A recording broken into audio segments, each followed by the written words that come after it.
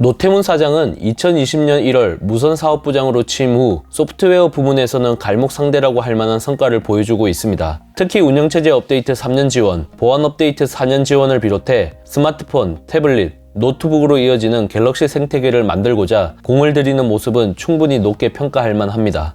하지만 아이러니하게도 자사를 대표하는 플래그십 모델의 노골적인 원가 절감과 도를 넘은 급 나누기, 그리고 발열 이슈와 같은 QC 문제까지 갤럭시 브랜드 이미지를 심각하게 훼손하는 데 기여하고 있다는 상반된 평가를 받고 있습니다. 심지어 삼성 존망의 시발점이 바로 노태문이라는 말이 나오고 있을 정도이니까요. 과거 LG전자 MC 사업본부장이었던 조준호 사장이 그러했던 것처럼 CEO의 부정적인 평가가 장기적으로 이어지면 제품의 신뢰도에도 엄청난 영향을 미치게 됩니다. 결국 소비자의 평가와 판매량으로 돌파구를 마련해야 하는 절체절명의 상황입니다. 이런 점에서 볼 때 취임 3년째인 2022년 1월은 노태문 사장에게 있어서 매우 중요한 시기가 될 수밖에 없습니다. 또다시 조기 출시 카드를 앞세워 갤럭시 S22 시리즈를 발표할 것으로 예상되기 때문입니다. 크게 디스플레이, 카메라, 모바일 AP라는 세 가지 키워드를 앞세워 대대적인 업그레이드가 이루어질 것으로 보이는데요. 또다시 QC 대참사라는 씻을 수 없는 상처를 안겨준 갤럭시 S21 발열 이슈로 인해 올 하반기 출시 예정인 4나노 공정의 차세대 플래그십 모바일 AP 엑시노스 2200에 대한 관심이 압도적으로 높을 수밖에 없는 상황입니다. 중국 IT 매체 기즈차이나는 엑시노스 2200을 벤치마크 프로그램으로 테스트한 결과 스냅드래곤 888보다 40% 앞서는 것으로 나타났다고 보도했습니다. 반면 퀄컴 스냅드래곤 895는 전작에 비해 40%까지 성능이 개선되지 않을 것이기 때문에 엑시노스가 스냅드래곤 간의 경쟁에서 우위를 점할 수 있을 것이라고 예상했습니다. 또한 아이폰 12에 탑재된 A14 바이오닉 칩보다 엑시노스 2200의 그래픽 성능이 뛰어날 것이라고 덧붙였는데요.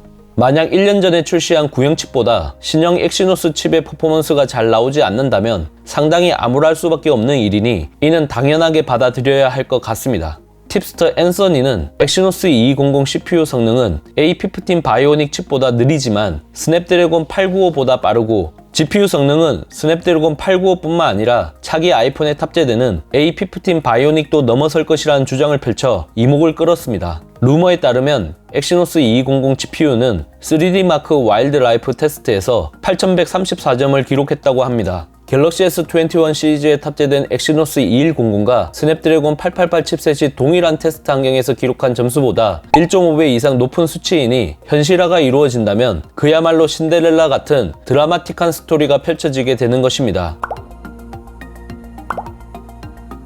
말리 GPU가 적용된 기존 엑시노스 칩의 경우 경쟁사의 모바일 AP와의 성능 비교에서 최악체로 자리매김에 평가절하된 측면이 있었습니다. 하지만 AMD와 같이 개발 중인 AMD RDNA2 기반의 GPU는 스마트폰 최강의 퍼포먼스를 보여줄 것이라는 기대감이 커지고 있습니다. 단순히 루머에 그치지 않고 현실화가 된다면 게임 체인저라고 할 만한 대반전이 펼쳐질 수 있습니다.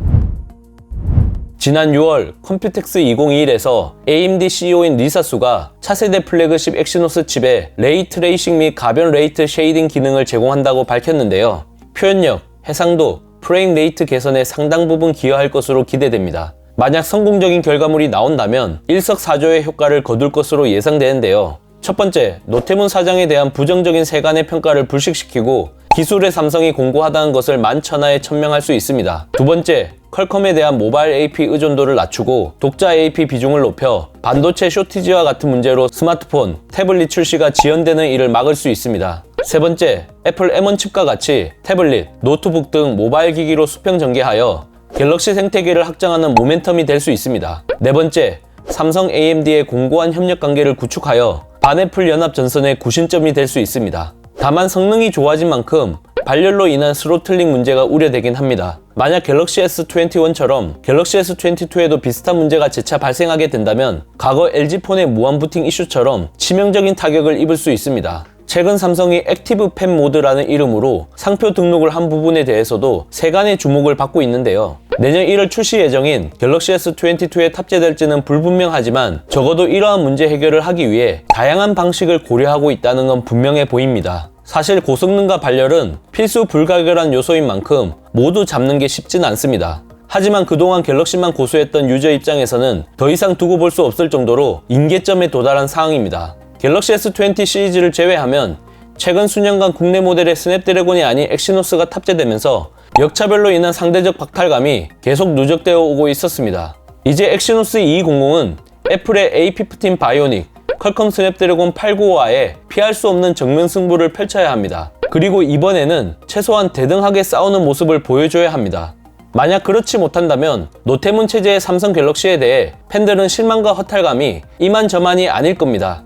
심지어 역사의 뒤안길로 사라진 LG폰의 추락과 삼성의 부진을 결부시키는 여론이 형성될 수 있고 되돌릴 수 없는 상황이 펼쳐질 수 있으니 무조건 여기서 끊어야 합니다. 이제 유일무이한 한국의 휴대폰 제조사가 된 삼성이 부디 여기서 무너지지 않고 숨은 저력을 보여주길 기대해 봅니다. 이번 영상 잘 보셨다면 좋아요, 구독, 알림 설정 부탁드립니다. 영상 제작에 큰 도움이 되니 잊지 말고 눌러주시는 센스, 테크요정 비테크 비하인드 씬, 다음 영상도 많은 기대 부탁드립니다. 감사합니다.